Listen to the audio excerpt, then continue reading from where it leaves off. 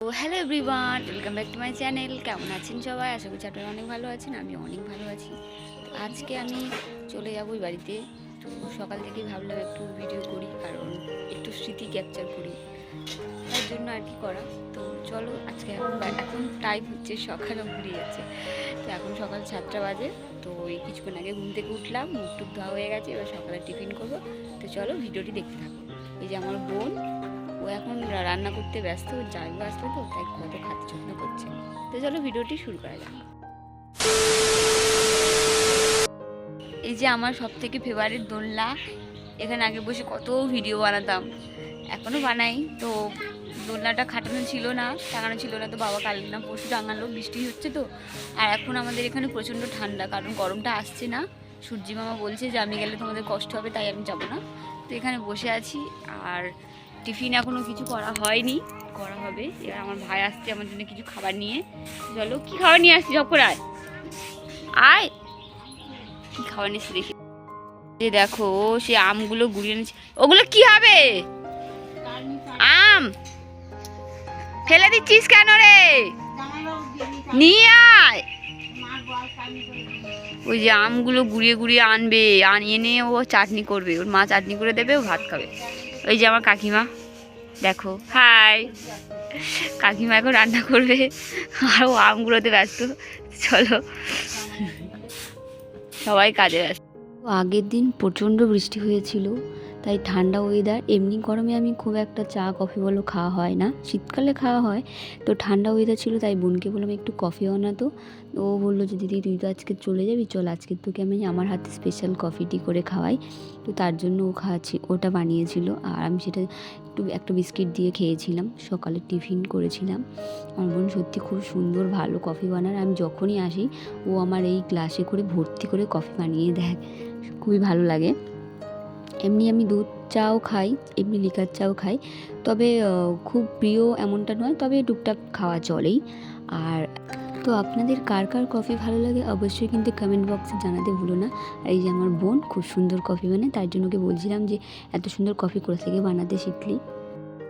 বাড়ির বড় জামাই, তার জন্য দেখতে পাচ্ছ মা ওদিকে কাজ করছে, বাবাকেও কাজে লাগিয়ে দিয়েছে, আমাকেও লাগিয়ে দিয়েছে। এদিকে আমার বোন ও কাজ করছে, মানে একটা জামাই আসবে, সবাই মিলে কাজ করছে।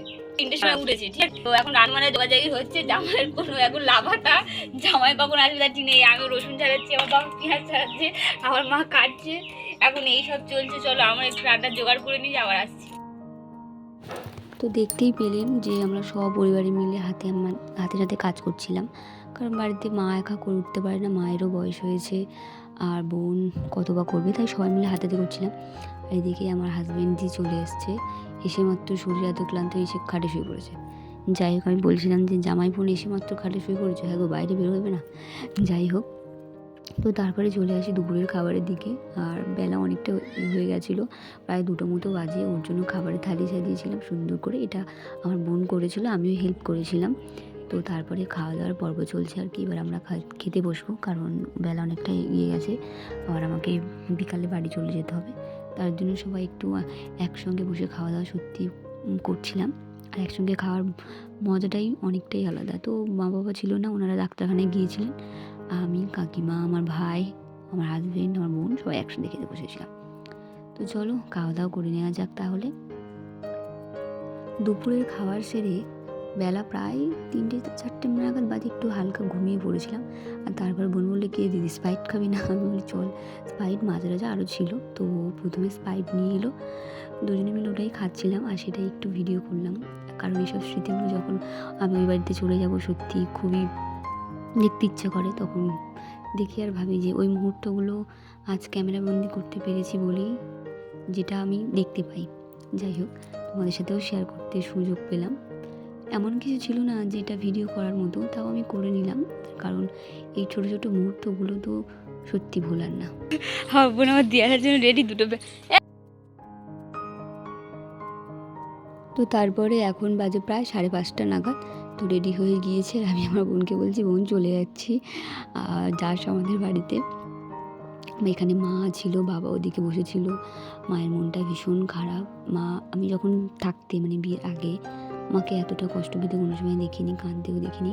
মানে আমি যতবারই হাসি আর চলে যাই, মা খুব মন খারাপ করে, কান্না কেঁদে ফেলে। সত্যি মায়েরা হয়তো এমন হয়, যাদের ভালোবাসা দেখা যায় না। তবে আমারও খুব মনটা খারাপ লাগছিলো যে ওনাদেরকে ছেড়ে একটা সপ্তাহ ছিলাম, তারপর চলে যেতে হচ্ছে। এটাই তো মেয়েদের জীবন না, যেখানে জন্মালাম সেখানে থাকতে পারলাম না, সেখানে অতিথির মধ্যেও আসতে হবে। তো যাই হোক, মনটা খারাপ করে লাভ নেই, আবার আসবো। আর এই যে আমার বোন বলছে, দিদি তাড়াতাড়ি চলে আসবি, যেহেতু সামনে মেলা রয়েছে, তখন আবার যাবো। ওদিকে আমার হাজব্যান্ডও গাড়ি নিয়ে বেরিয়ে গেছে, তো চলো যাওয়া যাক বাড়িতে। ফেলে আসা রাস্তাগুলো, চেনা রাস্তাগুলো গলি ফেলে এসলাম, তো এবার বাড়ির দিকে রওনা দেওয়া যাক। তো তাহলে ভিডিওটি আজ এখানেই শেষ করছি। সবাই ভালো থাকবেন, সুস্থ থাকবেন, সাবধানে থাকবেন। দেখা হবে খুব শিগগিরই পরে একটি ব্লগে। আর ভিডিওটি কেমন লাগলেও অবশ্যই জানাতে ভুলবেন না। সবাই ভালো থাকবেন, সুস্থ থাকবেন। দেখা হবে নেক্সট কোনো ভিডিওতে। টাটা।